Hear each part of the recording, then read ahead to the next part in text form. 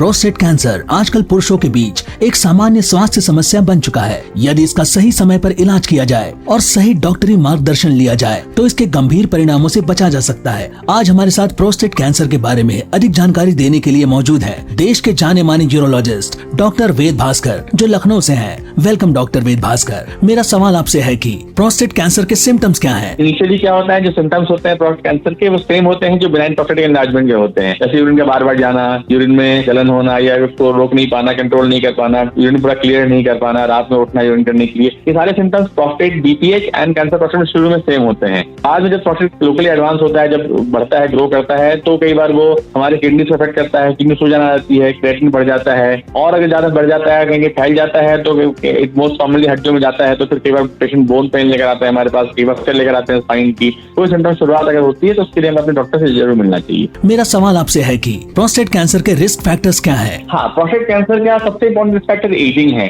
ये देखा गया है जैसे जैसे पेशेंट की एज एडवांस होती है वैसे चांस ऑफ प्रोस्टेट कैंसर बढ़ती जाती है, और एज एडवांसिंग एज जो even benign prostate can convert to cancer prostate. और सेकंड रिस्क फैक्टर जो आता है वो जेनेटिक्स आता है। ये देखा गया अक्सर कि ये फैमिलीज में भी कई बार पाई जाती है। किसी को अगर प्रोस्टेट कैंसर हुआ है तो उनके बच्चों में या उनके भाई में ये चांसेस ज्यादा होते हैं होने के कंपेयर टू नॉर्मल पॉपुलेशन। बाकी लाइफस्टाइल, अनहेल्दी लाइफस्टाइल वगैरह भी है, लेकिन कुछ प्रूवन क्लियर कट नहीं है।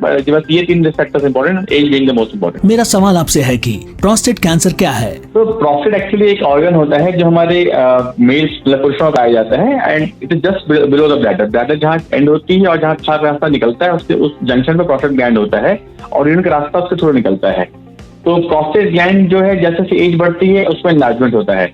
अब ये enlargement can be two types, इधर बिनाइन प्रोस्टेटिक एनलार्जमेंट जिसको हम नॉर्मली विद एजिंग प्रोसेस बोलते हैं, या फिर कैंसर एनलार्जमेंट ऑफ प्रोस्टेट। तो ये जैसे एज के साथ जो प्रोस्टेट ग्लैंड बढ़ता है तो इसमें either of the two possibilities होती है। ज्यादातर लोगों को बीपीएच होता है, बट कुछ percentage of patients can have cancer prostate. मेरा सवाल आपसे है कि प्रोस्टेट कैंसर का ट्रीटमेंट क्या है? ट्रीटमेंट डिपेंड करता है कि आप किस स्टेज में हमारे पास आते हैं। अगर हमारे पास आप अर्ली स्टेज में आते हैं जहाँ कैंसर सिर्फ प्रोस्टेट तक ही सीमित है, उस केस में आपको हम रोबोटिक सर्जरी करके पूरी तरह से प्रोस्टेट को बाहर निकाल सकते हैं आपके शरीर से। लेकिन अगर आप थोड़ा एडवांस स्टेज में आते हैं जहाँ पे प्रोस्टेट लोकली एडवांस है, तो लोकली फैल चुका है या फिर दूर फैल गया है, शरीर में हड्डियों में चला गया है, तो उस केस में हमारे पास सर्जरी के ऑप्शन से तो निकल चुका है हाथ से, लेकिन हम उसके रेडियोथेरेपी का ऑप्शन आता है हमारे पास कि हम लोकल सिकाई कर सकते हैं उसको ठीक करने के लिए। और जो हड्डियों में गया उसके लिए हमारे पास hormone therapy, chemotherapy, multiple type की थेरेपीज ऑप्शन अवेलेबल है। लेट न करें, जल्दी से डॉक्टर दिखाएं और उसको तुरंत इलाज करें। मेरा सवाल आपसे है कि प्रोस्टेट कैंसर का डायग्नोसिस कैसे करें? तो जो सिम्टम्स आपके मिलते हैं कि आपके प्रोस्टेट के सिम्टम्स हो रहे हैं, तो उसमें हम